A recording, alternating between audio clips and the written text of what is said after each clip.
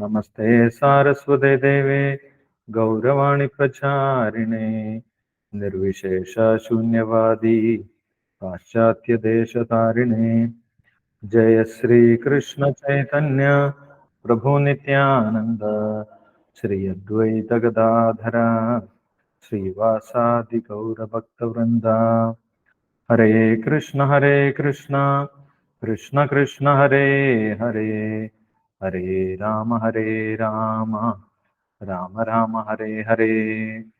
ഓം നമോ ഭഗവതേ വാസുദേവായ, ഓം നമോ ഭഗവതേ വാസുദേവായ, ഓം നമോ ഭഗവതേ വാസുദേവായ.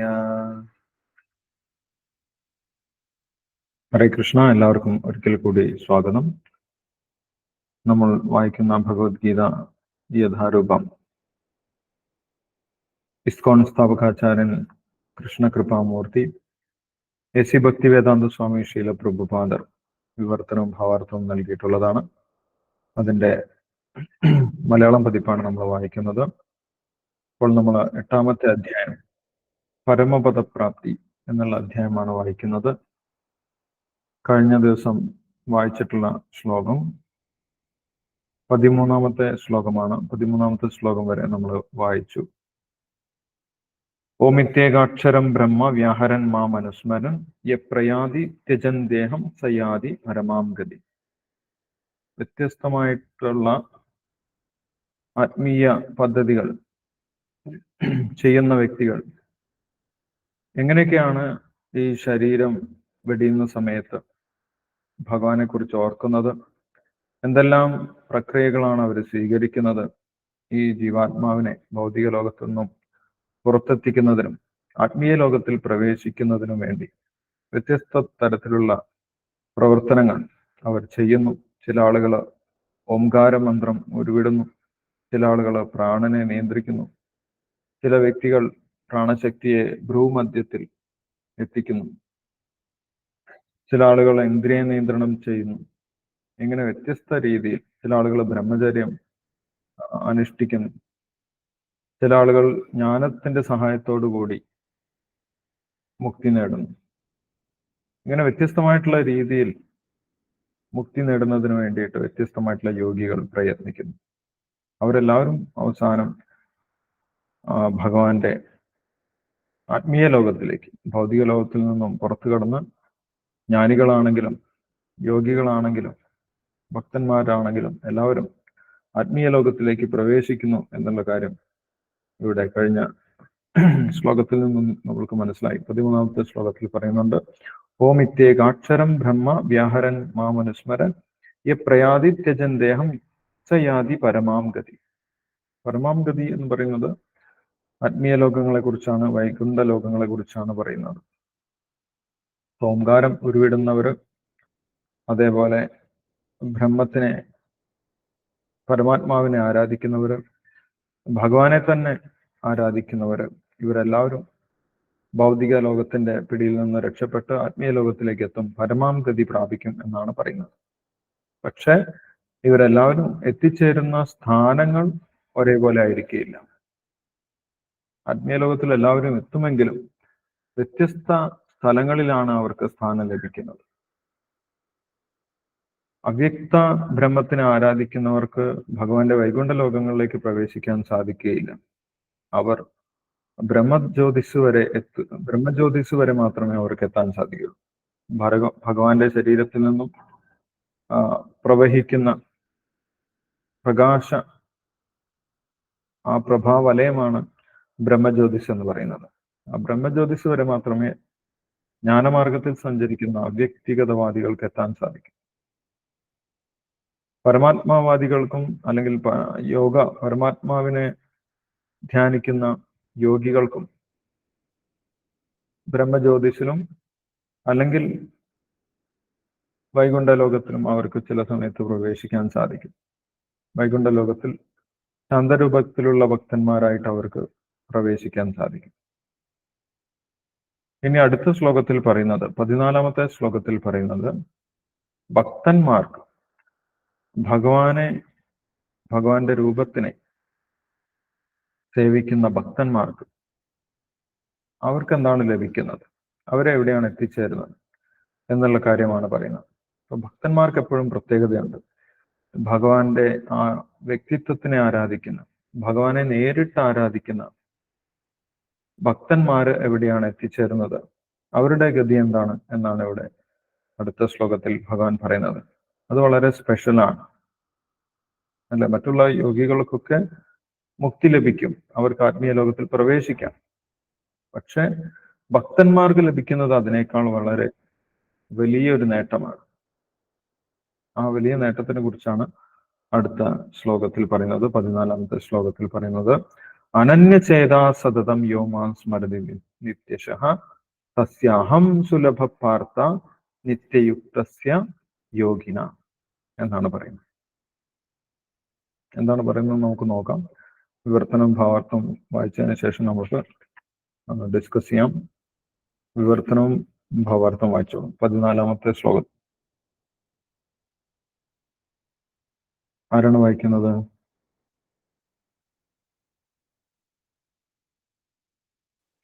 ഞാൻ വായിക്കട്ടെ പ്രഭുജി? ഓക്കെ, സഞ്ജീവനി മാതാജി വായിച്ചോ. ഓം നമോ ഭഗവതേ വാസുദേവായ. ഓം നമോ ഭഗവതേ വാസുദേവായ. അനന്യചേതാ സതതം യോ മാം സ്മരതി നിത്യശഃ തസ്യാഹം സുലഭ പാർത്ഥ നിത്യയുക്തസ്യ യോഗിന. വിവർത്തന ഭാവാർത്ഥം. ഭക്തി ശ്രീല പ്രഭുപാദ ജയ്. അല്ലയോ പാർത്ഥ, നിരന്തരമായ ഭക്തിയുത സേവനം മൂലം സ്ഥിരചിത്തതയോടെ എന്നെ എപ്പോഴും സ്മരിക്കുന്ന യോഗനിഷ്ഠന് ഞാൻ സുപ്രാപ്യനാണ്. ഭാവാർത്ഥ. ഭക്തിയോഗത്തിൽ ഉറച്ചുനിന്ന് ഭഗവാനെ സേവിക്കുന്ന ശുദ്ധ ഭക്തന്മാരുടെ ആത്യന്തികമായ പ്രാപ്യസ്ഥാനത്തെ ഈ ശ്ലോകം വിവരിച്ചു തരുന്നു. ആർത്തൻ, ജിജ്ഞാസു, അർത്ഥാർത്ഥി, ജ്ഞാനി എന്നിങ്ങനെ 4 വിഭാഗത്തിൽപ്പെടുന്ന ഭക്തന്മാരെ കുറിച്ച് മുമ്പ് പറഞ്ഞു. കർമ്മയോഗം, ജ്ഞാനയോഗം, ഹഠയോഗം എന്നീ പദ്ധതികളും നിർദ്ദേശിച്ചു കഴിഞ്ഞു. ഈ യോഗചര്യകളിലും ഒട്ടൊക്കെ ഭക്തി ഉൾച്ചേർത്തിട്ടുണ്ട്. ഈ ശ്ലോകമാകട്ടെ ജ്ഞാനകർമ്മ ഹഠയോഗങ്ങളുടെ സ്പർശന ലേശം പോലും ഇല്ലാത്ത ശുദ്ധ ഭക്തി യോഗത്തെയാണ് നിർദ്ദേശിക്കുന്നത്. യഥാർത്ഥ ഭക്തിയോഗത്തിൽ ഭക്തന് കൃഷ്ണനിൽ മാത്രമേ താല്പര്യമുള്ളൂ എന്ന് വെളിവാക്കുന്നു. അനന്യചേത എന്ന വാക്ക് സ്വർഗലോകവാസമോ ബ്രഹ്മജ്യോതിസുമായിട്ടുള്ള ഏകീഭാവമോ ഭൗതിക ബന്ധങ്ങളിൽ നിന്ന് വിമുക്തിയോ ശുദ്ധഭക്തൻ ആഗ്രഹിക്കുകയില്ല. അദ്ദേഹത്തിന് ഒരാഗ്രഹവുമില്ല. കൃഷ്ണനിൽ മാത്രമാണ് ആസക്തി. ചൈതന്യ ചരിതാമൃതം ശുദ്ധഭക്തനെ നിഷ്കാമൻ, സ്വാർത്ഥാഭിലാഷങ്ങളില്ലാത്തവൻ എന്നാണ് നിർവചിക്കുന്നത്.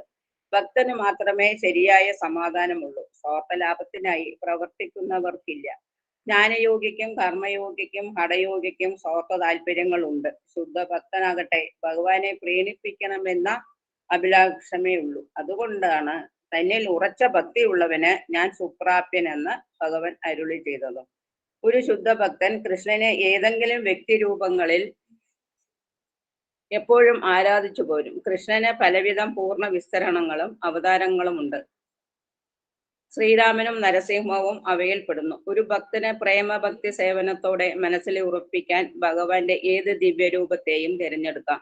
മറ്റും വിധം യോഗചര്യങ്ങളിൽ ഏർപ്പെടുന്നവർക്ക് നേരിടാറുള്ള വിഷമ പ്രശ്നങ്ങളൊന്നും അങ്ങനെയുള്ള ഒരു ഭക്തനെ ബാധിക്കാറില്ല. അത്യന്തം പവിത്രവും ലളിതവും സുഖകരവുമത്രേ ഭക്തിയോഗം. ഹരേ കൃഷ്ണ നാമം ഉരുവിട്ടുകൊണ്ട് തന്നെ അത് ആരംഭിക്കാം. ഭഗവാൻ ഏവരിലും ദയാലുവാണ്. എന്നാൽ മുമ്പ് വിവരിച്ചതുപോലെ തന്നെ ഏകാഗ്രതയോടെ സേവിച്ചു പോരുന്നവരിൽ അദ്ദേഹം വിശേഷിക്കും കനിവ് കാട്ടുന്നു. അവരെ പല വിധത്തിലും സഹായിക്കുകയും ചെയ്യുന്നു. വേദഗ്രന്ഥങ്ങൾ കഠോപനിഷത്ത് 1:2-3 ഘോഷിക്കുന്നു. യാമേ വൈശ വിണുതേ തേന ലഭ്യത സൈഷ്യ ആത്മവിവൃണ തേതനം സമർപ്പിതനായി ഭക്തിയോടെ ഭഗവത് സേവനത്തിൽ ഏർപ്പെട്ടിരിക്കുന്നവൻ അവിടുത്തെ അതേപടി അറിയുന്നു. ദദാമി ബുദ്ധി യോഗം തം. ഭഗവത്ഗീത 10:10. അത്തരം ഒരു ഭക്തന് ആധ്യാത്മ ലോകത്തിൽ ഭഗവാനെ പ്രാപിക്കാൻ കഴിവുണ്ടാകത്തക്ക വിധം ബുദ്ധിവൈഭവം നൽകപ്പെടുന്നു എന്ന അർത്ഥം. കാലദേശ ഭേദം കൂടാതെയും വ്യതിചലിക്കാതെയും എപ്പോഴും കൃഷ്ണനെ പറ്റി ചിന്തിക്കുന്നു എന്നതാണ് ശുദ്ധഭക്തന്റെ സവിശേഷ ഗുണം. ഇതിന് യാതൊരു വിഘ്നവും ഉണ്ടായിക്കൂടാ. എവിടെ വെച്ചും ഏത് സമയത്തും ഭഗവാനെ സേവിക്കണം. ഭക്തൻ വൃന്ദാവനത്തിലോ ഭഗവത് സമ്പർക്കം ഉണ്ടായിട്ടുള്ള മറ്റു സ്ഥലങ്ങളിലോ താമസിക്കണമെന്ന് പറയുന്നവരുമുണ്ട്. എന്നാൽ ഒരു പരിശുദ്ധ ഭക്തന് എവിടെ ജീവിച്ചാലും തന്റെ ഭക്തിപൂർവകമായ സേവനം കൊണ്ട് ആ സ്ഥലത്തെ വൃന്ദാവനത്തിലെ അന്തരീക്ഷം ഉണ്ടാക്കാം. അദ്വൈതാചാര്യർ ശ്രീ ചൈതന്യ മഹാപ്രഭുവിനോട് പറയുന്നു, ഭഗവാനെ അങ്ങ് എവിടെയുണ്ടോ അവിടം വൃന്ദാവനമാണ്. സതതം, നിത്യശ എന്നീ വാക്കുകൾ സൂചിപ്പിക്കുന്നത് പോലെ എല്ലായ്പ്പോഴും എന്നും മുടങ്ങാതെ ഒരു ഭക്തൻ കൃഷ്ണനെ സ്മരിക്കുകയും ധ്യാനിക്കുകയും ചെയ്യുന്നു. ആർക്ക് ഭഗവാൻ സുപ്രാപ്യനാകുന്നുവോ ആ ശുദ്ധഭക്തന്റെ സവിശേഷ ഗുണമാണ് ഇത്. മറ്റേതൊന്നിനേക്കാളും ശ്രേഷ്ഠമായാണ് ഭഗവത്ഗീത ഭക്തിയോഗത്തെ കാണുന്നത് നിർദ്ദേശിക്കുന്നത്. ആരാധനാ പദ്ധതി അനുസരിച്ച് ഭക്തിയോഗികൾ 5 വിധമുണ്ട്. 1. ശാന്തഭക്തൻ, നിഷ്പക്ഷഭാവേന ഭക്തിപരമായ സേവനത്തിൽ ഏർപ്പെടുന്നവൻ. 2. ദാസ്യഭക്തൻ, ദാസനെ പോലെ സേവിക്കുന്നവൻ. 3. സഖ്യഭക്തൻ, സുഹൃത്തിനെ പോലെ കൃഷ്ണനെ സേവിക്കുന്നവൻ. 4. വാത്സല്യഭക്തൻ, മാതാപിതാക്കളെ പോലെ സ്നേഹിക്കുന്നവൻ. 5. മാധുര്യഭക്തൻ, കൃഷ്ണനെ സ്വയം പ്രേമഭാജനത്തെ പോലെ സേവിക്കുന്നവൻ. ഏത് വിധത്തിലായാലും ശുദ്ധഭക്തൻ പ്രേമപൂർവ്വം ദിവ്യമായ ഭഗവത് സേവനത്തിൽ നിരന്തരം ഏർപ്പെട്ടുകൊണ്ടിരിക്കും. ഒരിക്കലും കൃഷ്ണനെ വിസ്മരിക്കുവാൻ കഴിയില്ല. നിമിഷ നേരത്തേക്ക് പോലും ശുദ്ധഭക്തന് കൃഷ്ണനെ മറക്കാൻ സാധ്യമല്ല. അങ്ങനെയുള്ളവർക്ക് ഭഗവാൻ സുപ്രാപ്യനാണ്. അതിനാൽ ഭഗവാനും സ്വഭക്തനെ ക്ഷണനേരം പോലും മറക്കാൻ കഴിയുകയില്ല. ഇതത്രേ കൃഷ്ണാവബോധത്തിൽ അനുഷ്ഠിക്കപ്പെടുന്ന ഹരേ കൃഷ്ണ കൃഷ്ണ കൃഷ്ണ ഹരേ ഹരേ, ഹരേ രാമ രാമ രാമ ഹരേ ഹരേ എന്ന മഹാമന്ത്രോച്ചാരണത്തിന്റെ ശ്രേഷ്ഠത. ഹരേ കൃഷ്ണ. ഹരേ കൃഷ്ണ. Thank you Sanjeevani Mataji. ഹരേ കൃഷ്ണ. ഇവിടെ ഭഗവാൻ മറ്റ് യോഗികളെ കുറിച്ചൊക്കെ പറഞ്ഞു കഴിഞ്ഞു. മറ്റു യോഗികളൊക്കെ ജ്ഞാനയോഗം, ഹഠയോഗം, അല്ലെങ്കിൽ ധ്യാനയോഗം, അല്ലെങ്കിൽ മറ്റേതെങ്കിലും യോഗ പദ്ധതികളൊക്കെ ഉപയോഗിച്ച് ഈ ഭൗതിക ലോകത്തിൽ നിന്നും രക്ഷപ്പെട്ട് ആത്മീയ ലോകത്തിലേക്ക് എത്തിച്ചേരും. അവർക്കെല്ലാവർക്കും മുക്തി ലഭിക്കും. കാരണം എന്താണ്? എല്ലാ യോഗത്തിലും ഭക്തിയുണ്ട്. എല്ലാ യോഗത്തിലും ഭക്തിയുടെ ഒരു അംശമുണ്ട്. ജ്ഞാനയോഗത്തിലാണെങ്കിലും യോഗത്തിലാണെങ്കിലും എവിടെയാണെങ്കിലും ഭഗവാനെ ആരാധിക്കാൻ വേണ്ടിയുള്ള നിർദ്ദേശങ്ങളെല്ലാം യോഗത്തിൽ നമുക്ക് കാണാൻ സാധിക്കും. ഭഗവാനെ ആരാധിക്കാതെ ഒരു യോഗ പദ്ധതിയുമില്ല. യോഗം എന്ന് പറഞ്ഞാൽ തന്നെ ഭഗവാനുമായിട്ട് ബന്ധപ്പെടുക, ഭഗവാനുമായിട്ട് കണക്ട് ചെയ്യുക എന്നതാണ് യോഗം എന്നുള്ള വാക്കിന്റെ തന്നെ അർത്ഥം. അപ്പം ഭക്തിയോഗത്തിൽ മാത്രമല്ല ഭഗവാനെ ആരാധിക്കുന്നത്, എല്ലാ യോഗങ്ങളിലും ഭഗവാനെ ആരാധിക്കുന്നുണ്ട്. അപ്പൊ ഭഗവാനെ ആരാധിക്കുന്നത് കൊണ്ട് തന്നെ ഏത് യോഗമാർഗത്തിൽ പോയി കഴിഞ്ഞാലും അവർക്കൊക്കെ മുക്തി ലഭിക്കുന്നുമുണ്ട്. പക്ഷെ അവർക്കൊക്കെ ലഭിക്കുന്ന മുക്തിയും ഭക്തന്മാർക്ക് ലഭിക്കുന്ന നേട്ടവും തമ്മിൽ വലിയ വ്യത്യാസമുണ്ട്. ആ വ്യത്യാസമാണ് ഇവിടെ ഭഗവാൻ പറയുന്നത്. എങ്ങനെയുള്ള ഭക്തിയാണ് നമ്മൾ ചെയ്യേണ്ടത്, അതിലൂടെ നമുക്ക് എന്താണ് ലഭിക്കുന്നത് എന്നിവിടെ ഭഗവാൻ വ്യക്തമായിട്ട് പറയുന്നു. ഭഗവാൻ പറയുന്നു, അനന്യച്ഛേദാഹ സതതം യോമാം സ്മരതി നിത്യശഃ തസ്യാഹം സുലഭപാർത്ഥ നിത്യയുക്തസ്യ യോഗിനഃ. അനന്യച്ഛേദ സതതം. ശ്രീല പ്രഭാകര ഭാവാർത്ഥത്തിൽ എടുത്തു പറയുന്നുണ്ട് ഈ അനന്യച്ഛേദ എന്നുള്ള വാക്ക്. അനന്യച്ഛേദ എന്ന് പറഞ്ഞു കഴിഞ്ഞാൽ മറ്റ് ആഗ്രഹങ്ങളൊന്നുമില്ലാതെ എന്നാണ് അതിൻ്റെ അർത്ഥം. അല്ലെ, ഭഗവാനെ ആരാധിക്കുന്നതിൽ അല്ലെങ്കിൽ ഭഗവാന്റെ ഭക്തി ചെയ്യുന്നതിൽ മറ്റുദ്ദേശങ്ങളൊന്നുമില്ല. എന്താണ് മറ്റുദ്ദേശങ്ങൾ? ഈ ഭൗതിക ലോകത്തിൽ വന്നു കഴിഞ്ഞാൽ നമുക്ക് മറ്റു പല ഉദ്ദേശങ്ങളുണ്ടാകും. എന്താണ്? ഈ ഭൗതിക ലോകത്തിൽ ഒരുപാട് ഐശ്വര്യങ്ങൾ ഉണ്ടാകണം, അല്ലെ, വലിയ വലിയ നേട്ടങ്ങൾ ഉണ്ടാകണം. അല്ലെങ്കിൽ നമ്മൾ ഭഗവാനെ ഉപാസിച്ച് എന്തെങ്കിലും സിദ്ധികൾ നേടണം, മറ്റുള്ളവർക്കില്ലാത്ത എന്തെങ്കിലും കഴിവുകൾ നേടണം, അല്ലെങ്കിൽ നമ്മൾ മോക്ഷം നേടണം. ഈ ഭൗതിക ലോകത്തിൽ നിന്നും രക്ഷപ്പെടണം, മോക്ഷം നേടണം. ഇതെല്ലാം മറ്റുള്ള ഉദ്ദേശങ്ങളാണ്, ഭൗതികമായിട്ടുള്ള ആഗ്രഹങ്ങളാണ്, അല്ലെങ്കിൽ സ്വാർത്ഥ താല്പര്യങ്ങളാണ്. ഈ താല്പര്യമൊന്നും ഇല്ലാതെ ചൈതന്യ മഹാപ്രഭു പറയുന്നുണ്ട് ശിക്ഷാഷ്ടകത്തിൽ, ന ധനം ന ജനം ന സുന്ദരി. എനിക്ക് ഞാൻ ഭഗവാനെ ആരാധിക്കുന്നത് ധനം ലഭിക്കുന്നതിന് വേണ്ടിയിട്ടോ അല്ലെങ്കിൽ ജനങ്ങളുടെ ഇടയിൽ എന്തെങ്കിലും ആരാധന ലഭിക്കുന്നതിന് വേണ്ടിയിട്ടോ അനുയായികളെ ലഭിക്കുന്നതിന് വേണ്ടിയിട്ടോ അതല്ലെങ്കിൽ സുന്ദരിയായിട്ടുള്ള ഭാര്യയെ ലഭിക്കുന്നതിന് വേണ്ടിയിട്ടോ ഒന്നുമല്ല.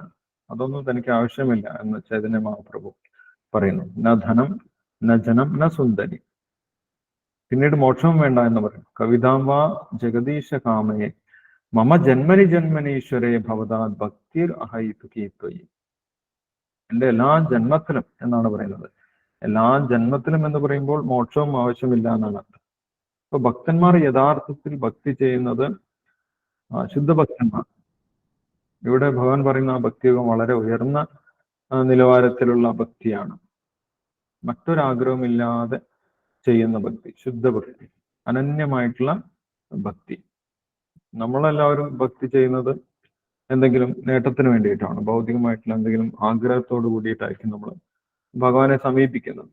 പിന്നീട് ഭക്തന്മാരുടെ കാരുണ്യം കൊണ്ട് നമ്മുടെ ബോധം ശുദ്ധമാവുകയാണ് ചെയ്യുന്നത്.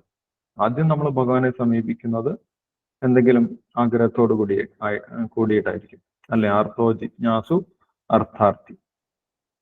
എന്തെങ്കിലും ഭൗതികമായിട്ടുള്ള ദുഃഖങ്ങൾ കൊണ്ടോ അല്ലെങ്കിൽ എന്താണ് പരമസത്യം എന്ന് അറിയണമെന്നുള്ള താല്പര്യം കൊണ്ടോ അല്ലെങ്കിൽ അർത്ഥാർത്ഥി സമ്പത്ത് നേടണമെന്ന് ഉള്ള ആഗ്രഹം കൊണ്ടോ അതുമല്ലെങ്കിൽ ഭഗവാനെ ആരാധിക്കണമെന്ന് മനസ്സിലാക്കിയത് കൊണ്ടോ എന്തെങ്കിലും കാരണങ്ങൾ കൊണ്ടായിരിക്കും നമ്മൾ ഭഗവാനെ സമീപിക്കുന്നത്.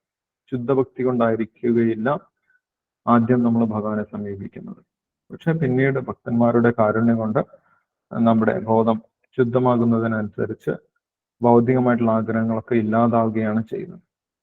ആ സമയത്ത് മറ്റാഗ്രഹമൊന്നുമില്ലാതെ അനന്യചേതാ സതതം, മറ്റാഗ്രഹങ്ങളൊന്നും ഇല്ലാതെ യോമാം സ്മരതി നിത്യശഃ.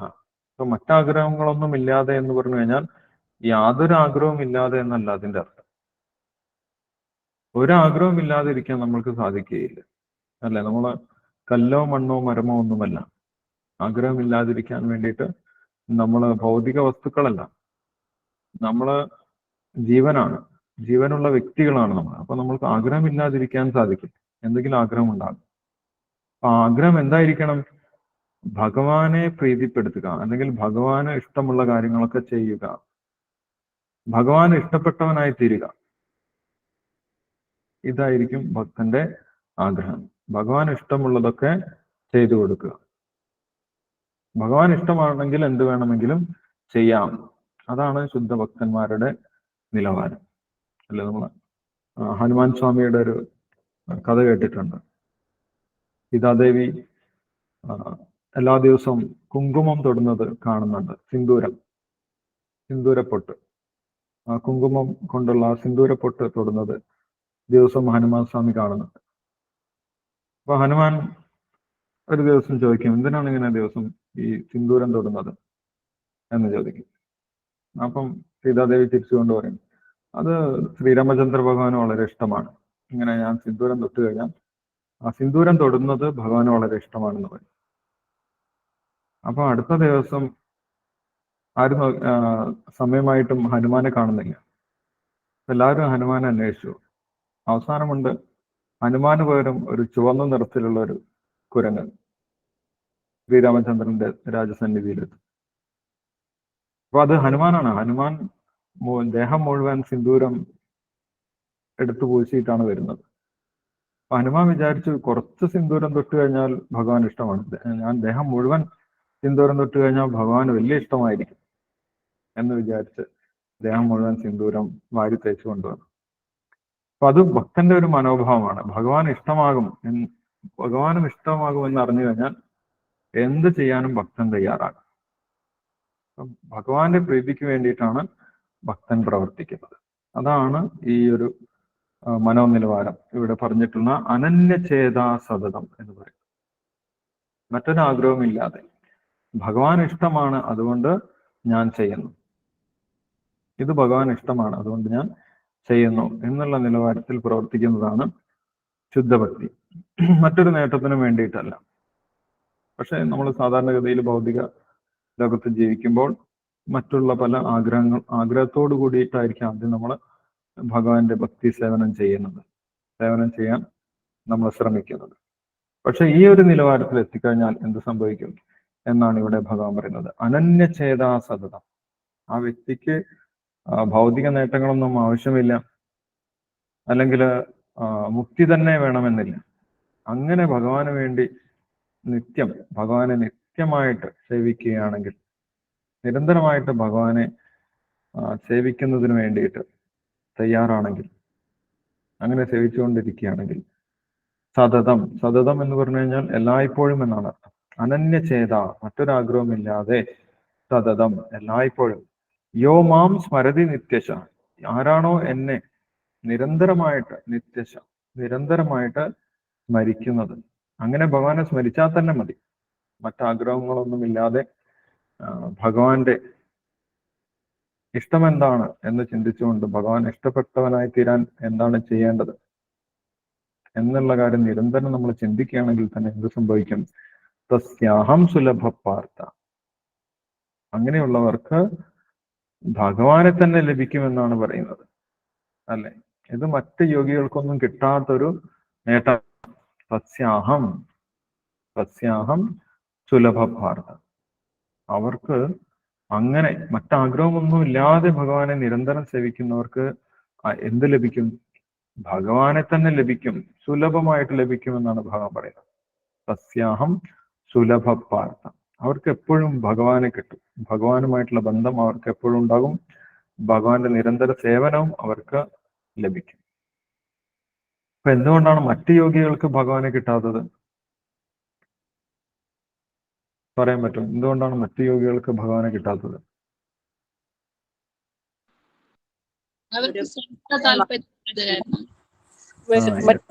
മറ്റു ഭൗതിക താല്പര്യങ്ങളിൽ മനസ്സ് ഉടക്കി നിൽക്കുക.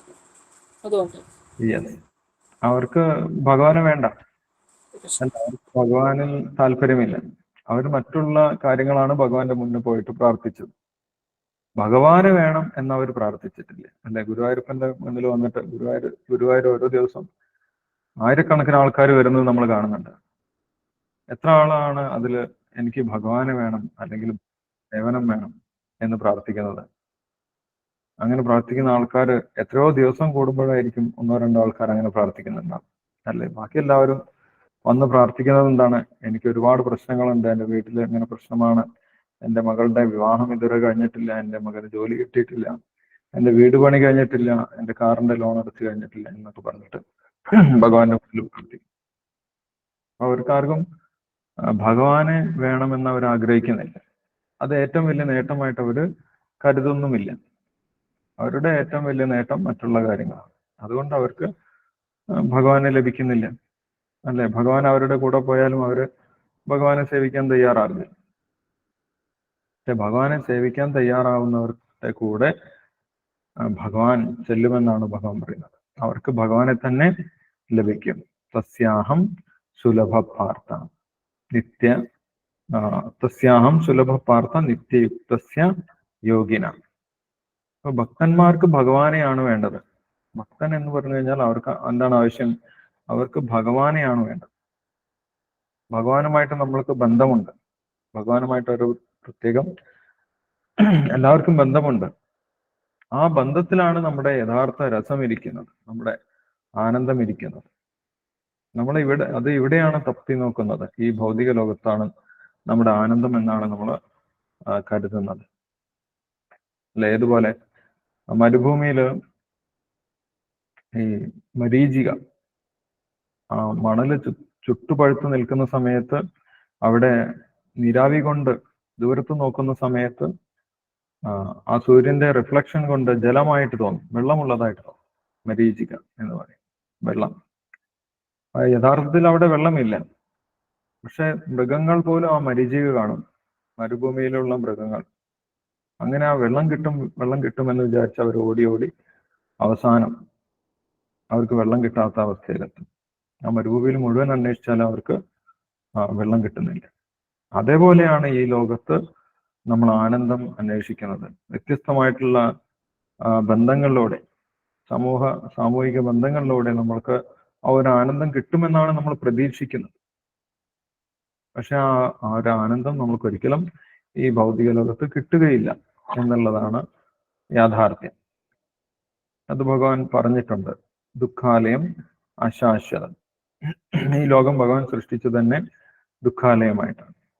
അപ്പൊ ഭഗവാനുമായിട്ടുള്ള ആ ബന്ധം നമ്മൾക്ക് തിരിച്ചു കിട്ടാതെ നമ്മൾക്ക് ആ ഒരു രസം, ആദിമ രസം അല്ലെങ്കിൽ ആനന്ദം, അത് നമ്മൾക്ക് ഒരിക്കലും കിട്ടുന്നില്ല. നമ്മൾക്ക് യഥാർത്ഥത്തിൽ വേണ്ടത് ആരെയാണ്? നമ്മൾക്ക് യഥാർത്ഥത്തിൽ വേണ്ടത് ഭഗവാനെ തന്നെയാണ്. അത് നമ്മൾ മറന്നുപോയി. ഭഗവാന്റെ മുന്നിൽ പോയാലും നമ്മൾ ഭഗവാനെ വേണമെന്ന് ആഗ്രഹിക്കുന്നില്ല, അല്ലെങ്കിൽ ഭഗവാന്റെ സേവനം വേണമെന്ന് നമ്മൾ ആഗ്രഹിക്കുന്നില്ല. ഭഗവാന്റെ സേവനം ഒഴിവാക്കി നമ്മൾ വേറെ എന്തൊക്കെയോ വേണമെന്ന് പറയും. യഥാർത്ഥത്തിൽ നമ്മൾ ഭഗവാന്റെ മുന്നിൽ പോയി കഴിഞ്ഞാൽ നമ്മൾ ആദ്യം ഭഗവാനെ സ്തുതിക്കണം. അതാണ് നമ്മൾ ആദ്യം ചെയ്യേണ്ടത്. അത് നമ്മൾ ആരുടെ മുന്നിലാണ് നിൽക്കുന്നത്? ലോകത്തിനെ മുഴുവൻ നിയന്ത്രിക്കുന്ന വ്യക്തിയുടെ മുന്നിലാണ് നമ്മൾ നിൽക്കുന്നത്. അതുകൊണ്ട് ഭഗവാന്റെ വിഗ്രഹത്തിന് മുന്നിൽ എത്തിക്കഴിഞ്ഞാൽ നമ്മൾ ആദ്യം ഭഗവാനെ സ്തുതിക്കുകയാണ് വേണ്ടത്. വ്യത്യസ്തമായിട്ടുള്ള സ്തുതികൾ നമ്മൾക്ക് ലഭ്യമാണ് അല്ലെ. ബ്രഹ്മസംഹിത എന്ന് പറഞ്ഞു കഴിഞ്ഞാൽ മുഴുവൻ ഭഗവാന്റെ സ്തുതിയാണ്.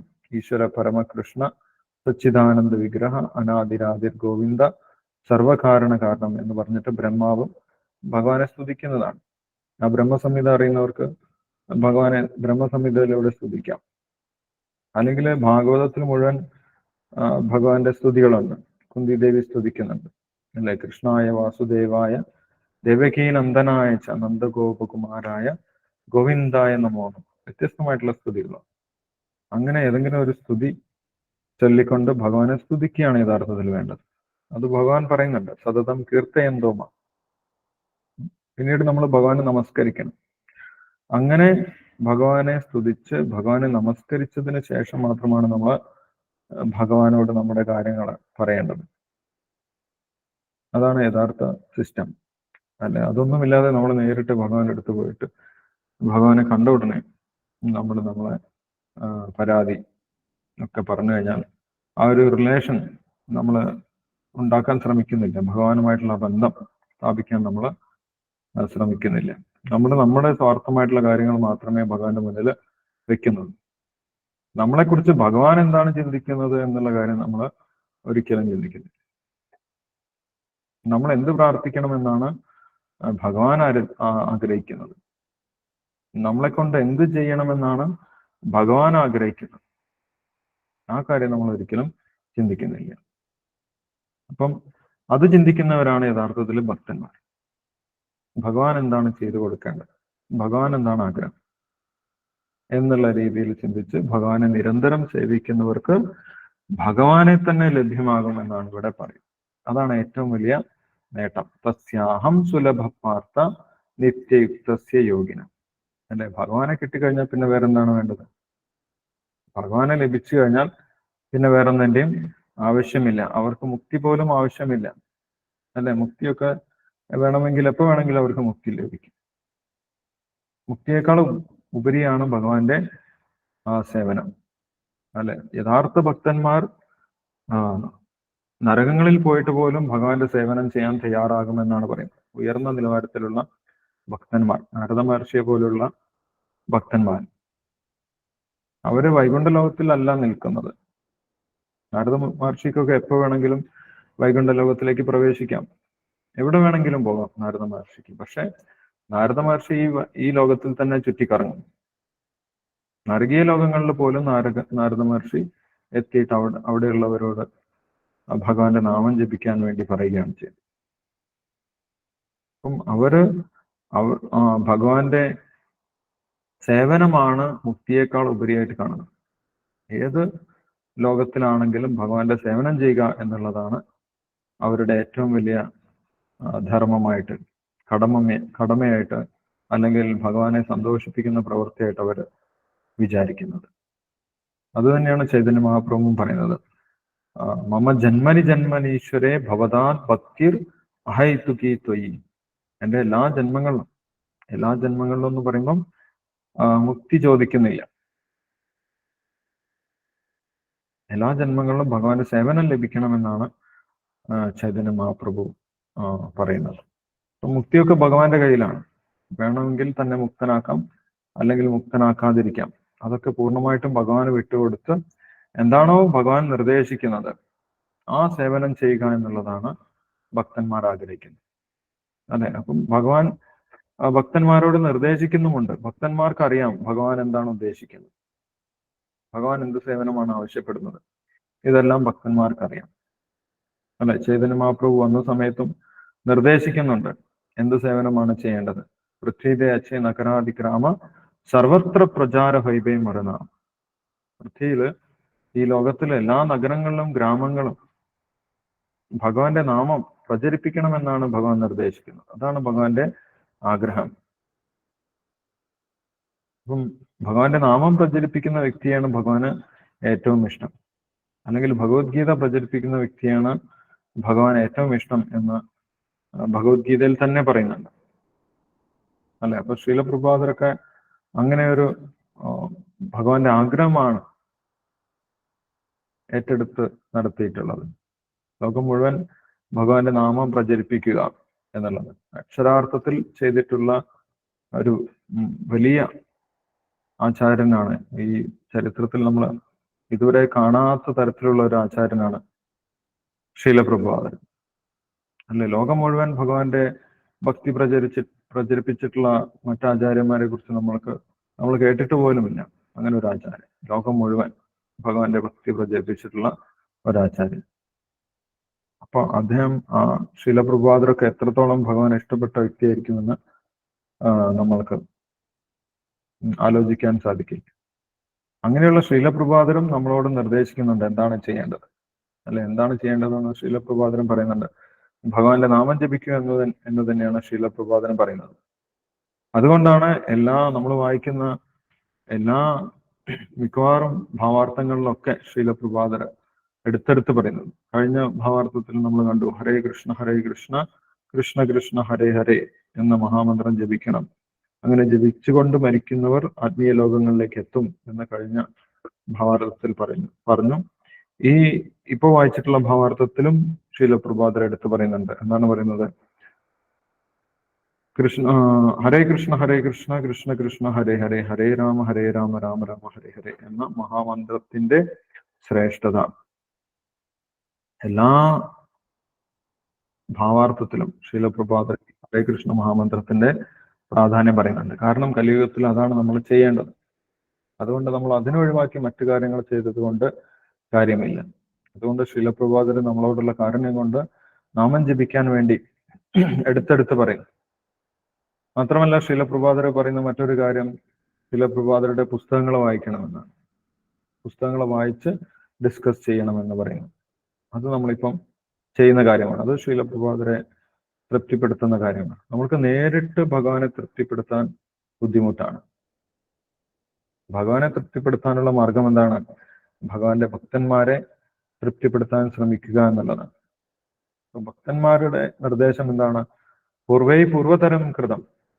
നമ്മുടെ മുന്നിൽ പോയിട്ടുള്ള വലിയ വലിയ ആചാര്യന്മാരുടെ നിർദ്ദേശം നമ്മൾ കേൾക്കണമെങ്കിൽ അതാണ് ഭഗവാനെ ഏറ്റവും കൂടുതൽ തൃപ്തിപ്പെടുത്തുന്നത്. ശ്രീലപ്രഭാതർ പറഞ്ഞിട്ടുള്ള കാര്യങ്ങൾ ഹരേ കൃഷ്ണ മഹാമന്ത്രം ജപിക്കുക, അതേപോലെ ശ്രീലപ്രഭാതരുടെ പുസ്തകങ്ങൾ വായിച്ച് ഡിസ്കസ് ചെയ്യുക, ശ്രീലപ്രഭാതരുടെ പുസ്തകങ്ങൾ വിതരണം ചെയ്യുക. അല്ലെ? ശ്രീലപ്രഭാതരുടെ പുസ്തകങ്ങൾ വിതരണം ചെയ്യുന്നതും വലിയ പ്രചാരണ പ്രവർത്തനമാണ്. അത് ഭഗവാൻ പറഞ്ഞിട്ടുള്ള പ്രചാരണ പ്രവർത്തനം തന്നെയാണ്. ഭഗവാൻ പറഞ്ഞു ഭഗവാന്റെ നാമം പ്രചരിപ്പിക്കുക. നമ്മൾക്ക് അതിനെക്കുറിച്ച് വലിയ ശാസ്ത്രീയമായിട്ട് മറ്റുള്ളവർക്ക് പറഞ്ഞു കൊടുക്കാൻ സാധിക്കുന്നില്ലെങ്കിലും കുഴപ്പമില്ല. എന്ത് ചെയ്താൽ മതി? ശ്രീലപ്രഭാതരുടെ പുസ്തകങ്ങൾ നമ്മൾ മറ്റുള്ളവർക്ക് കൊടുത്താൽ മതി. അല്ലെ? അതേപോലെ ശ്രീലപ്രഭാതർ പറഞ്ഞിട്ടുള്ളത് യമനിയമങ്ങൾ പാലിക്കുക. ഇങ്ങനെയുള്ള കാര്യങ്ങളൊക്കെ നമ്മൾക്ക് നിർദ്ദേശങ്ങൾ നേരത്തെ തന്നെ തന്നിട്ടുണ്ട്. എല്ലാവർക്കുമായിട്ടുള്ള നിർദ്ദേശങ്ങളാണ്. അത് പാലിക്കുന്നവർ ആ ആചാര്യന്മാരെ തൃപ്തിപ്പെടുത്തും. ആ ആചാര്യന്മാര്, ഗുരുക്കന്മാര് തൃപ്തിപ്പെട്ടു കഴിഞ്ഞാൽ ഭഗവാനും തൃപ്തനായിക്കോളും. യസ്യ പ്രസാദാൻ ഭഗവത് പ്രസാദോ. ആര് പ്രസാദിച്ചാലാണ് ഭഗവാൻ പ്രസാദിക്കുന്നത്? യസ്യ അപ്രസാദാൻ ന ഗതി കുതോപി. ആരെ പ്രസാദിപ്പിക്കാതെ നമ്മൾക്ക് ഭഗവാനെ പ്രസാദിപ്പിക്കാൻ സാധിക്കുകയില്ലയോ? അങ്ങനെയുള്ള വ്യക്തികളാണ് യഥാർത്ഥ ഗുരുക്കന്മാർ. നേരിട്ട് നമ്മൾക്ക് ഭഗവാനെ ഒരിക്കലും തൃപ്തിപ്പെടുത്താൻ സാധിക്കുകയില്ല. അപ്പൊ ഭഗവാനെ തൃപ്തിപ്പെടുത്താൻ ആഗ്രഹിക്കുന്നവർ എന്താണ് ചെയ്യേണ്ടത്? ഭഗവാന്റെ പ്രതിനിധികളായിട്ടുള്ള ഗുരുക്കന്മാർ ആണ് പ്രതിപ്പെടുത്തേണ്ടത്. അപ്പൊ അവര് പറയുന്നത് നമ്മളോട് ഇതാണ്: കലിയുഗത്തിൽ നമ്മൾ ഭഗവാന്റെ നാമം ഹരേ കൃഷ്ണ മഹാമന്ത്രം ജപിക്കണം, അതേപോലെ ഭഗവാനെ കുറിച്ച് കേൾക്കണം, ഭഗവത്ഗീത ഭാഗവതം വായിക്കണം, നിത്യം ഭാഗവത സേവയാണ്. ഭഗവാന് നമ്മൾ കഴിക്കുന്ന ഭക്ഷണം ആദ്യം ഭഗവാനെ നിവേദിക്കണം. ഭഗവാനെ നിവേദിച്ചതിന് ശേഷമുള്ള പ്രസാദമാണ് നമ്മൾ കഴിക്കേണ്ടത് എന്ന് പറയും. അപ്പൊ ഇത്രയും കാര്യങ്ങളൊക്കെ ചെയ്യുന്നത് കൊണ്ട് തന്നെ നമുക്ക് ഭഗവാനെ കുറിച്ച് മനസ്സിലാക്കാൻ സാധിക്കും. അങ്ങനെ ഉള്ള ഒരു പദ്ധതി, നമ്മൾക്ക് പൂർണ്ണമായിട്ടും ഭഗവാനെ കുറിച്ച് മനസ്സിലാക്കാനുള്ള പദ്ധതി ആചാര്യന്മാർ തന്നിട്ടുണ്ട്. അതനുസരിച്ച് കഴിഞ്ഞാൽ അവരും ആചാര്യന്മാരും വളരെയധികം തൃപ്തരാകും. നമ്മൾക്ക് കൂടുതൽ കൂടുതൽ ഭഗവാനെ കുറിച്ച് മനസ്സിലാക്കാനുള്ള അവസരം തീർച്ചയായിട്ടും ഭഗവാൻ തന്നെ നൽകും. ഭഗവാൻ ഉള്ളിൽ നിന്നും പുറത്തു നിന്നും നമ്മളെ സഹായിക്കും, അല്ലെ? ഭക്തിയോഗത്തിലേക്ക് വന്നു കഴിഞ്ഞാൽ തീർച്ചയായിട്ടും ഭഗവാൻ നമ്മളെ വളരെയധികം സഹായിക്കും എന്നിവിടെ ഈ ഭാവാർത്ഥത്തിലും ശ്രീല പ്രഭുപാദ് പറയുന്നുണ്ട്. മറ്റുവിധം യോഗചര്യങ്ങളിൽ ഏർപ്പെടുന്നവർക്ക് നേരിടാറുള്ള വിഷമ പ്രശ്നങ്ങളൊന്നും അങ്ങനെയുള്ള ഭക്തനെ ബാധിക്കാറില്ല. ഭക്തിയോഗം വളരെ എളുപ്പമാണ് എന്നാണ് പറയുന്നത്. ഭഗവാന്റെ വിഗ്രഹം വെച്ച് ആരാധിക്കുന്ന വ്യക്തിക്ക് ആ വിഗ്രഹത്തിന്റെ പ്രൊട്ടക്ഷൻ ഉണ്ടാകും, ആ മൂർത്തിയുടെ സംരക്ഷണം ഉണ്ടാകും. അതുകൊണ്ട് മറ്റ് യോഗ പദ്ധതി പോലെയല്ല, ഭക്തിയോഗികൾക്ക് വളരെ എളുപ്പത്തിൽ ഭഗവാന്റെ സഹായത്തോടു കൂടി വളരെ വേഗത്തിൽ മുന്നേറാൻ സാധിക്കുമെന്നാണ് പറയുന്നത്. അത്യന്തം പവിത്രവും ലളിതവും സുഖകരവും അത്രേ ഭക്തിയോഗം. ഹരേ കൃഷ്ണ നാമം ഉരുവിട്ടുകൊണ്ട് തന്നെ അത് ആരംഭിക്കാം. ഭഗവാൻ ഏവരിലും ദയാലുവാണ്. എന്നാൽ മുമ്പ് വിവരിച്ചതുപോലെ തന്നെ ഏകാഗ്രതയോടെ സേവിച്ചു പോരുന്നവരിൽ അദ്ദേഹം വിശേഷിച്ചും കനിവ് കാട്ടുന്നു.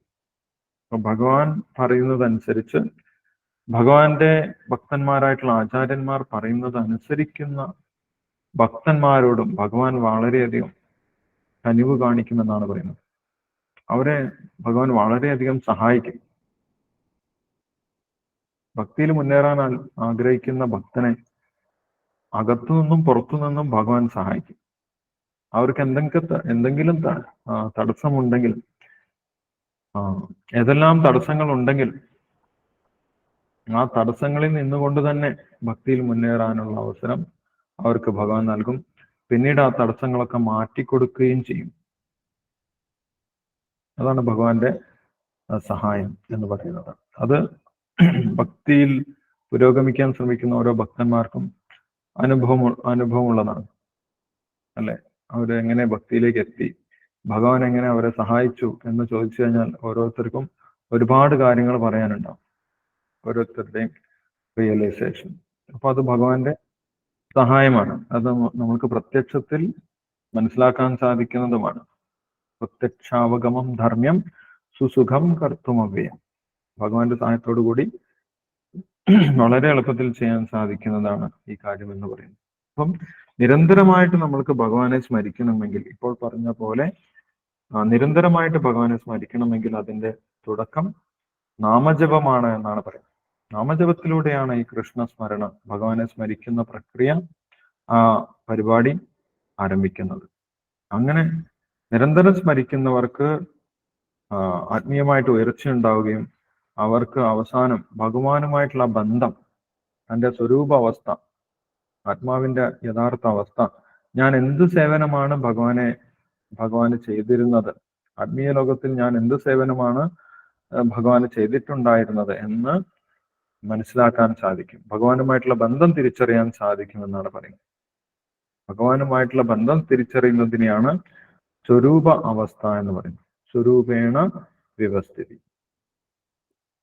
ആ സ്വരൂപ അവസ്ഥ എന്തൊക്കെയാകാം എന്നിവിടെ ഭാവാർത്ഥത്തിൽ ശ്രീല പ്രഭുപാദർ പറയുന്നുണ്ട്. എന്തൊക്കെയാണ് ആ ബന്ധങ്ങൾ? ഭഗവാനുമായിട്ടുള്ള വ്യത്യസ്തമായിട്ടുള്ള ബന്ധങ്ങൾ, 5 തരം അടിസ്ഥാന ബന്ധങ്ങളെ കുറിച്ച് ഭഗവാനുമായിട്ടുള്ള ബന്ധത്തിനെ കുറിച്ച് ശ്രീല പ്രഭുപാദർ ഇവിടെ പറയുന്നുണ്ട്. ഒന്ന്, ശാന്തഭക്തൻ, നിഷ്പക്ഷഭാവേന ഭക്തിപരമായ സേവനത്തിൽ ഏർപ്പെടുന്നവൻ. ശാന്തഭക്തൻ, പരമാത്മാവിനെ ആരാധിക്കുന്ന വ്യക്തികൾ. പിന്നീട് ദാസ്യഭക്തൻ, ദാസനെ പോലെ സേവിക്കുന്നവൻ അല്ലെ, ദാസ്യ ഭക്തൻ.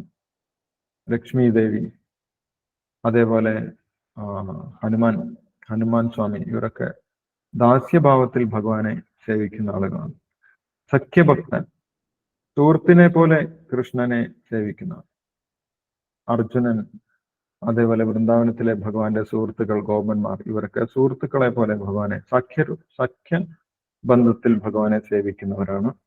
വാത്സല്യ ഭക്തൻ, ഞാൻ ഭഗവാന്റെ അമ്മയാണ് അല്ലെങ്കിൽ ഭഗവാന്റെ അച്ഛനാണ്, അതുകൊണ്ട് ഭഗവാനെ എപ്പോഴും സംരക്ഷിക്കണം, ഭഗവാൻ ഒരുപാട് ആപത്തുകൾ വരുന്നുണ്ട്, ഞാൻ ഭഗവാന് ഭക്ഷണം കൊടുത്താലേ ഭഗവാന് വിശപ്പ് മാറുകയുള്ളൂ, ഭഗവാൻ വിശക്കുന്നുണ്ട്, ഞാൻ ആഹാരം ഉണ്ടാക്കി കൊടുക്കണം, ഭഗവാന് യാതൊരു ആപത്തും വരാൻ പാടില്ല എന്നുള്ള രീതിയിൽ മക്കളെ സംരക്ഷിക്കുന്നത് പോലെ ഭഗവാനെ സംരക്ഷിക്കുന്ന ഭാവം, അതിനാണ് വാത്സല്യഭാവം എന്ന് പറയുന്നത്. ദേവകി വസുദേവന്മാര്, യശോദ, നന്ദഗോപുര, ഇവരൊക്കെ വാത്സല്യ ഭക്തിക്ക് ഉദാഹരണമാണ്. മാധുര്യ ഭക്തൻ, ഭഗവാനെ പ്രേമ രൂപത്തിൽ ഭജിക്കുന്ന ഭക്തന്മാര്, ഗോപികമാര് പ്രേമഭക്തിക്ക് ഉദാഹരണമാണ്, മാധുര്യ ഭക്തിക്ക് ഉദാഹരണമാണ്. അതുപോലെ ദ്വാരകയിലെ ഭഗവാന്റെ പത്നിമാർ, അവരും മാധുര്യ ഭക്തിക്ക് ഉദാഹരണമാണ്. ഇങ്ങനെ വ്യത്യസ്തമായിട്ടുള്ള ബന്ധം ഭക്തന്മാർക്ക് തിരിച്ചറിയാൻ സാധിക്കും. അവർക്ക് മാത്രമേ ഭഗവാനുമായിട്ടുള്ള ബന്ധം തിരിച്ചറിയാൻ സാധിക്കൂ. ഭക്തന്മാർക്ക് മാത്രമേ ഭഗവാനുമായിട്ടുള്ള ബന്ധം എന്താണെന്ന് തിരിച്ചറിയാൻ സാധിക്കും. അതാണ് ഇവിടെ ഈ ശ്ലോകത്തിൽ പറയുന്നത്. അനന്യചേതാ സതതം, മറ്റാഗ്രഹങ്ങളില്ലാതെ ഭഗവാനെ സേവിച്ചാൽ മാത്രമേ ഭഗവാനുമായിട്ടുള്ള ബന്ധം നമ്മൾക്ക് തിരിച്ചറിയാൻ സാധിക്കുകയുള്ളൂ. അനന്യചേതാ സതതം യോമാം സ്മരതി നിത്യശഃ തസ്യാഹം സുലഭപാർത്ഥ. അവർക്ക് ഭഗവാനുമായിട്ടുള്ള ബന്ധം മനസ്സിലാക്കാൻ സാധിക്കും, അവർക്ക് ഭഗവാനെ ലഭിക്കുകയും ചെയ്യും. മറ്റ് ആഗ്രഹങ്ങൾക്ക് വേണ്ടി അല്ലാതെ ഭഗവാനെ സേവിക്കുന്നവർക്ക് എന്നാണ് ഇവിടെ ഭഗവാൻ എടുത്തു പറഞ്ഞിട്ടുള്ളത്. ഇതാണ് മറ്റ് യോഗികളും ഭഗവാന്റെ ഭക്തന്മാരും തമ്മിലുള്ള വ്യത്യാസം. മറ്റ് യോഗികൾക്ക് മുക്തി ലഭിക്കും, മുക്തിയൊക്കെ വളരെ എളുപ്പത്തിൽ ലഭിക്കും. ചിലപ്പോൾ ആത്മീയ ലോകത്തിലേക്ക് പ്രവേശനം ലഭിക്കും, അതായത് വൈകുണ്ഠ ലോകത്തിലേക്കും പ്രവേശനം ലഭിച്ചു എന്ന് വരാം. പക്ഷെ ഭഗവാനുമായിട്ടുള്ള ബന്ധം പുനഃസ്ഥാപിച്ച് ഭഗവാനോടൊത്ത് രസവിനിമയം നടത്തി ഭഗവാനുമായിട്ടുള്ള സ്നേഹപൂർവമായിട്ടുള്ള ബന്ധം സ്ഥാപിക്കണമെങ്കിൽ ഭക്തിയോഗം തന്നെ ചെയ്യണം. അനന്യചേതാ സതതം, മറ്റാഗ്രഹമൊന്നുമില്ലാതെ ഭഗവാനെ തുടർച്ചയായിട്ട് സേവിക്കണമെന്നാണ് പറയുന്നത്. അതിന്റെ തുടക്കമാണ്, അതിന്റെ ആരംഭം എങ്ങനെ ചെയ്യണം, അതാണ് ഹരേ കൃഷ്ണ മഹാമന്ത്രം എന്നിവിടെ ശ്രീലപ്രഭാതർ പറയുന്നത്. അത് ഭഗവാനെ ഓർക്കുന്നതിനുള്ള ആ പദ്ധതി. നിരന്തരം ഭഗവാനെ നമ്മൾക്ക് പെട്ടെന്ന് ഓർക്കാൻ സാധിക്കില്ല. നിരന്തരം ഓർക്കുന്നതിന്റെ തുടക്കമാണ് ഈ ഹരേ കൃഷ്ണ മഹാമന്ത്രം ജപിക്കുക എന്നത്. അത് എത്രത്തോളം നമ്മൾ ജപിക്കുന്നു അത്രത്തോളം ഭഗവാനെ കുറിച്ചുള്ള ഓർമ്മകൾ നമ്മൾക്ക് വെളിപ്പെട്ട് കിട്ടുകയാണ് ചെയ്യുന്നത്. ഓക്കെ, യെസ്, ഹരേ കൃഷ്ണ. അപ്പൊ നമ്മൾക്ക് അടുത്ത ശ്ലോകം അടുത്ത ദിവസം വായിക്കാം. ഇപ്പോൾ വായിച്ചതിൽ എന്തെങ്കിലും സംശയങ്ങളുണ്ടെങ്കിൽ ഡിസ്കസ് ചെയ്യാം, അല്ലെങ്കിൽ നമുക്ക് 8-ാം അധ്യായത്തിലെ ശ്ലോകം വായിക്കാം. ഹരേ കൃഷ്ണ. ഇപ്പോൾ വായിച്ചതിൽ എന്തെങ്കിലും സംശയങ്ങളുണ്ടോ? ഹരേ കൃഷ്ണ പ്രഭുജി. യെസ്, വസന്തി മാതാജി പറഞ്ഞു. പ്രഭുജി, ആ ഒരു 2 വരി പറഞ്ഞില്ലേ, യസ്യ പ്രസാദ, അതൊന്നുകൂടി ആവർത്തിക്കും. അത് എഴുതാൻ പറ്റില്ല. യസ്യ പ്രസാദാൻ ഭഗവത് പ്രസാദോ യസ്യ അപ്രസാദാൻ നഗതി കുതോപി എന്ന് പറയും. അതൊന്നുകൂടി വിശദീകരിക്കും പ്രഭുജി. അതായത് അത് ഗുരുവിനെ കുറിച്ചാണ് പറയുന്നത്. ഗുരുവിനെ കുറിച്ചാണ് അവിടെ പറയുന്നത്. യസ്യ പ്രസാദാൻ ഭഗവത് പ്രസാദോ യസ്യ അപ്രസാദാൻ നഗതി കുതോപി. ആര് സന്തോഷിച്ചാലാണ് ഭഗവാൻ സന്തോഷിക്കുന്നത്, ആ വ്യക്തിയാണ് ഗുരു. ഗുരു എന്ന് പറഞ്ഞു കഴിഞ്ഞാൽ ഭഗവാന്റെ തൊട്ടടുത്ത വ്യക്തിയാണ്, അല്ലെങ്കിൽ ഭഗവാന്റെ തന്നെ പ്രതിനിധിയാണ്. അപ്പൊ നമ്മൾക്ക് ജീവാത്മാക്കൾക്ക് ഭഗവാന്റെ ആഗ്രഹം എന്താണെന്ന് മനസ്സിലാക്കാൻ സാധിക്കാത്തത് കൊണ്ട്, അല്ലെങ്കിൽ ഭഗവാനെ തൃപ്തിപ്പെടുത്താൻ വലിയ ബുദ്ധിമുട്ടായത് കൊണ്ട് നമ്മൾ ആരെ തൃപ്തിപ്പെടുത്തിയാൽ മതി? ആത്മീയ ഗുരുവിനെ തൃപ്തിപ്പെടുത്തിയാൽ മതി.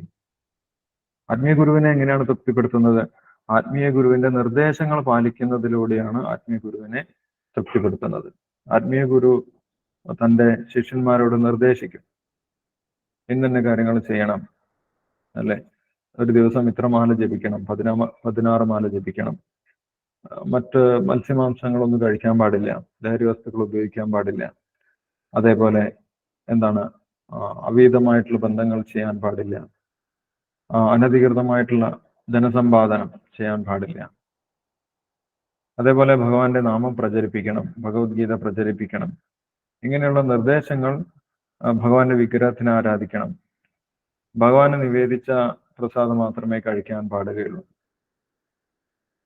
അനാവശ്യമായിട്ട് ഭൗതികമായിട്ടുള്ള ആഗ്രഹങ്ങൾ വെച്ച് പുലർത്തരുത്. ഇങ്ങനെയുള്ള നിർദ്ദേശങ്ങളൊക്കെ ആത്മീയ ഗുരു നൽകും. അത് നമ്മൾ പാലിക്കും തോറും ആത്മീയ ഗുരുവിനെ തൃപ്തിപ്പെടുത്താൻ സാധിക്കും.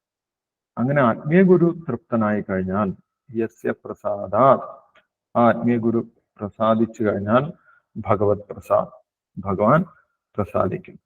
അങ്ങനെയാണ് ഭഗവാനെ പ്രസാദിപ്പിക്കുന്ന മെത്തേഡ്, യഥാർത്ഥ മെത്തേഡ്. ഗുരുവിനെ പ്രസാദിപ്പിക്കുന്നതിലൂടെയാണ് ഭഗവാനെ പ്രസാദിപ്പിക്കുന്നത്.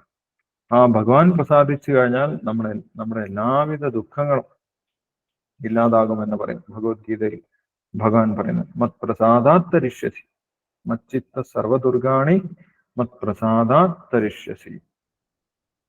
എന്റെ പ്രസാദം കൊണ്ട്, എന്റെ അനുഗ്രഹം കൊണ്ട്, ഭഗവാൻ പറയുന്നു, ഭഗവാന്റെ അനുഗ്രഹം കൊണ്ട് എല്ലാവിധ ദുഃഖങ്ങളിൽ നിന്നും ഒരു വ്യക്തിക്ക് മോചനം ഉണ്ടാകും. മച്ചിത്ത സർവദുർഗാണി എന്നാണ് ഭഗവാൻ പറയുന്നത്. എല്ലാവിധ ദുർഗങ്ങളിൽ നിന്നും, എല്ലാവിധ ഭൗതികമായിട്ടുള്ള ദുഃഖങ്ങളിൽ നിന്നും ഒരു വ്യക്തിക്ക് മോചനം ലഭിക്കണമെങ്കിൽ എന്ത് വേണം? അതിന് ഭഗവാന്റെ പ്രസാദം ആവശ്യമാണ്. പ്രസാദാത് തരിഷ്യസി, അല്ലെ? പക്ഷെ നമ്മള് ചിന്തിക്കുന്നത് മറ്റു നേട്ടങ്ങളിലൂടെ നമ്മൾക്ക് ഈ ദുഃഖങ്ങളിൽ നിന്നൊക്കെ പുറത്തു കിടക്കാൻ സാധിക്കുമെന്നാണ് നമ്മൾ വിചാരിക്കുന്നത്. അങ്ങനെ നമ്മൾ അതിനുവേണ്ടി പ്രയത്നിച്ച് വേറെ ഒരു കുഴിയിൽ പോയി ചാടും. ഇങ്ങനെ വ്യത്യസ്തമായിട്ടുള്ള കുരുക്കുകളിൽ നമ്മൾ ചാടിക്കൊണ്ടിരിക്കുകയാണ്, ഭഗവാനെ സമീപിക്കാതെ. ആ ഭഗവാന്റെ പ്രസാദം കൊണ്ട് തന്നെ, ഭഗവാന്റെ അനുഗ്രഹം കൊണ്ട് തന്നെ നമ്മൾക്ക് എല്ലാവിധ ഭൗതിക കുരുക്കുകളിൽ നിന്നും രക്ഷപ്പെടാൻ സാധിക്കും, എല്ലാവിധ ദുർഗങ്ങളിൽ നിന്നും, അല്ലെ? കാരണം എന്താണ്? ഈ ഭൗതിക പ്രകൃതി ഭഗവാന്റെ ശക്തിയാണ്. ഭഗവാനെ തൃപ്തിപ്പെടുത്താതെ നമ്മൾക്ക് ഈ ഭൗതിക പ്രകൃതിയുടെ കുരുക്കുകളിൽ നിന്നും രക്ഷപ്പെടാൻ സാധിക്കുകയില്ല. ഭഗവാൻ പ്രസാദിച്ചാൽ തന്നെ എല്ലാവിധ ദുഃഖങ്ങളിൽ നിന്നും നമുക്ക് മോചനമുണ്ടാകും.